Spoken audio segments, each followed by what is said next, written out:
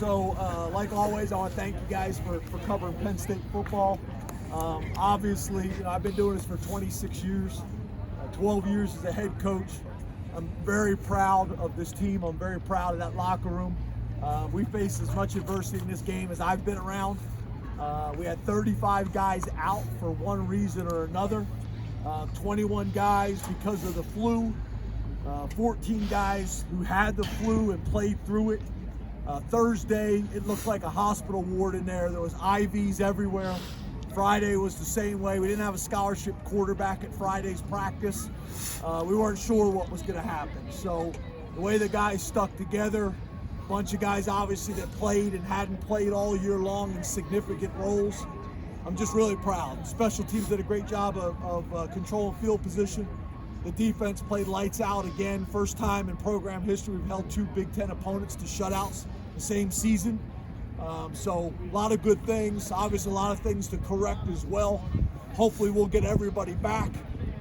We had a few more issues here after the game. Hopefully we'll get everybody back for next week, because obviously we're going to need it on the road against a great opponent. So I want to thank the fans. I want to thank all the people that worked the game.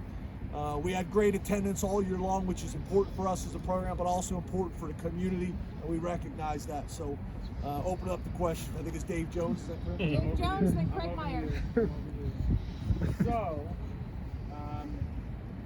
PSU Rutgers. Weeks back, you had to make a decision on who was going to be the backup. Fans are going to ask, why wasn't this kid the backup? Yep. Yeah, well, a couple things. They're allowed to get better, right? At that point, it was not obvious that he was the backup quarterback.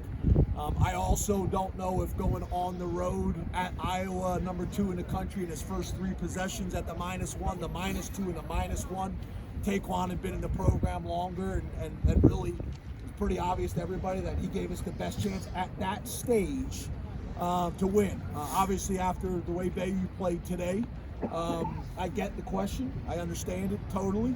But he's just gotten better. You got to remember, he didn't even play football his senior year. His season got canceled because of COVID. So he just keeps getting better. What I was proud of him is just how poised he was today. Very poised. Made some plays with his leg, made some big time throws, made some checks. So obviously it's something to build on. I get the question, but he's gotten better. That's the difference, and that's the reason. Craig Meyer and then Audrey Snyder. Hey, James, talking about plays, so what are some of those plays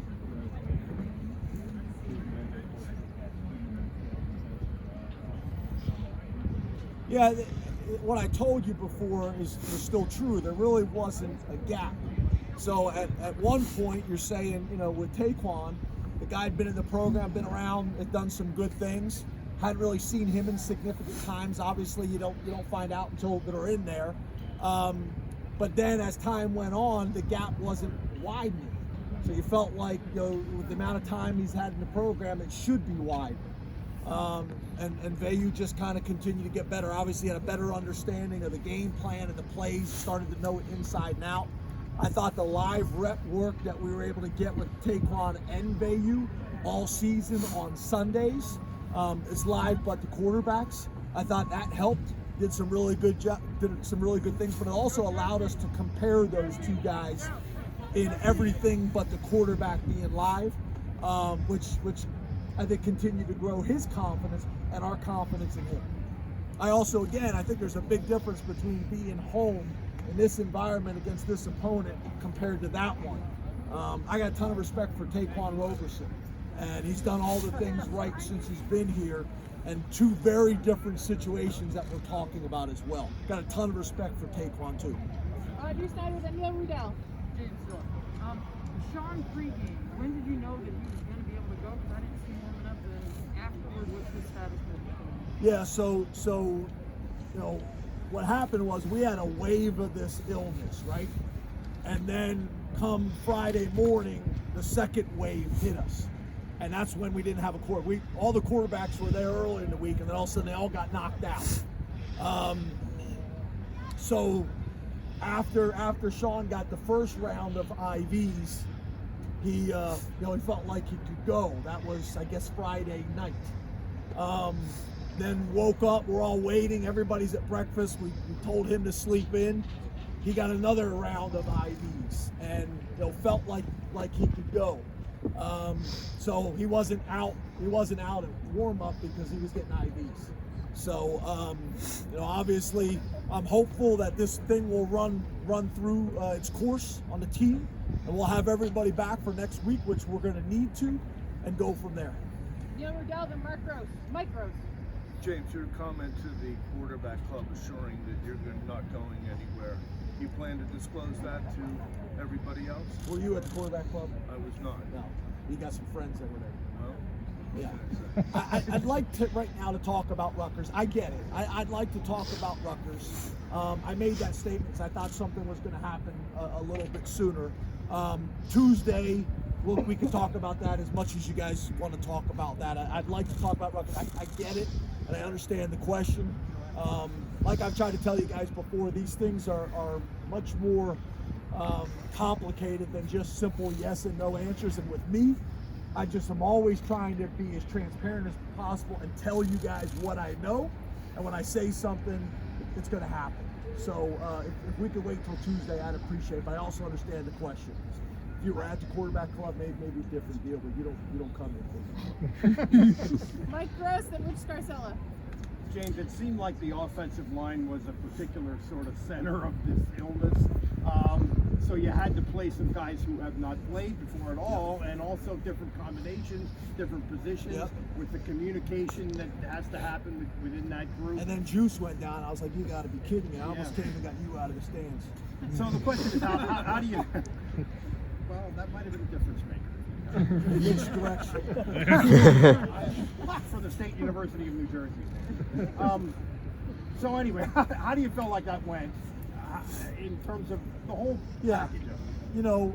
I thought once they settled down pretty good. We had Caden in the beginning of the game. He was like Sean. We weren't sure if he was going to go. He tried to go and then wasn't able. And now you're playing a true freshman and landing Tangwell out there. You got Effner playing a bunch. There's a lot of moving parts. But I thought they battled. I think Greg's a really good defensive coach. They do a great job on the defensive side of the ball. They were pressuring us and going cover zero. And I thought our guys battled, and I thought Bayu did a good job of escaping the pocket a few times and a couple times hanging in there and delivering a tough throw. The touchdown throw that we ran on the Dino wheel was a big time play with people in the space. So it'd be great film to watch. It'll be great to learn from. Hopefully we'll have a few of those guys back because we're going to need them next week, like I mentioned before. Rich Scarcella and Tyler Donahue. James, was Curtis Jacobs part of the guys who had the virus, or was it something else? And secondly, your defense, how important was it for them to pitch the shutout, and where do you think they're playing great? Yeah, our defense is playing unbelievable. We had great field position that we weren't able to take advantage of early in the game through special teams and playing great defense. Curtis was one of these guys that literally at breakfast, Elston starts to throw up and Curtis starts to throw up. They hadn't had it. So it's like the defense got hit with it early in the week, and then they were able to get through it, and then the offensive got hit late in the week, and then a few defensive guys. So it was, I'm telling you guys, between throw up and IV, it was an interesting week. I literally, I've never been through something like this, especially at this point in the season when you're already banged up. So just a ton of respect for our guys and how they handled it. They never flinched. They never panicked. Our defense has been playing great all year long. I'm really proud of the guys. There's not a whole lot more to say than that, but that's as much adversity as I've seen a program withstand in 1 week. Tyler Donahue and John Sauber. James, we got a little peek into the chaos pregame because you had Christian with the ones, and then Sean was introduced to the starter at the same time. When did Christian say that again? I didn't hear you say. Yeah, Sean was what? Christian was working with the ones, and then Sean on the board here was introduced as the starter at the same time. To be honest, I don't know if the board was very accurate. Okay. Right. But in general, when did Christian know he was not going to be the starter, and how do you handle the day? To be honest with you, we didn't know that Christian was. We weren't sure if Christian was going to go last night. It was going to be Mason Stahl. Mason Stahl took all the reps. And then Friday morning, I'm like sitting in the hallway, and as they come down, and they're all going over to get temperatures to see if they can get cleared, and it's like, Vayu's cleared. They're like, ah! And he goes in to have breakfast, and then Sean, they just let stay up there. So, I mean, literally, it was that. It was like up to the hour. So, and we were gaining guys, and we were losing guys that became sick. So, that the board is not very accurate. We're just adjusting on the fly as we could. You know, Andy Mutton and the trainers and the doctors did a phenomenal job. But like, we have a group me that goes out, staff group me, and it was like buzzing, you know, and you're just hoping for positive news. And you knew your starter was Sean when? So I guess what happened was he didn't come out, and the lady from the TV asked me, and I go, I don't know. She goes, you really don't know? I said, no, I got to ask the doctors and trainers where he's at, because he never came out for warm-up. And then he felt like he could go. The doctors and trainers felt like he could go. Obviously, it missed practice time. He hadn't eaten, you know, the IVs, the whole deal. Again, felt like he gave us the best opportunity based on experience and not having a whole lot available behind him. And then obviously Vayu was able to go, and Sean wasn't able to go anymore. And he came to the sideline after the third series or whatever it was. I said, Sean, I'm gonna go with Vayu. He goes, yeah, I get it. Last question, John Sommer. James, you mentioned Vayu and Fred improved a lot over the last month. Where specifically did you see him improve, and where did you need to see him improve? Yeah, I think I got asked that question, but I'll repeat it again. His grasp and understanding of the playbook and knowing it inside and out.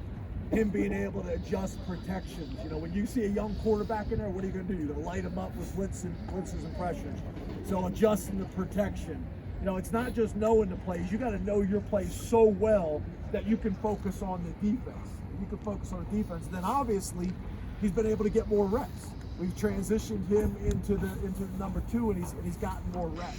So kind of a combination of all those things.